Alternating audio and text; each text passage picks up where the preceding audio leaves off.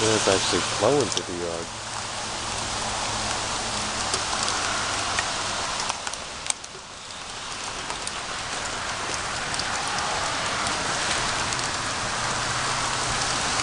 Usually drains off pretty good. I've got a burrow pit behind my house, my mosquito zone. The deer come and drink in it though.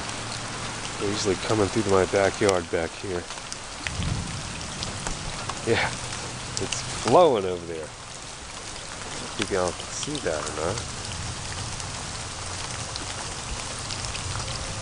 It's actually flowing. I need to dig out some dams building up here.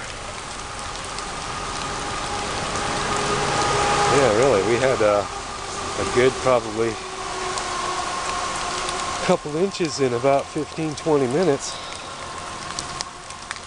The ground is soaking it up too. I can see the bubbles coming up. Clean all the dog's poo out of the backyard. There you go. Alright, y'all have a good day. Thanks for watching.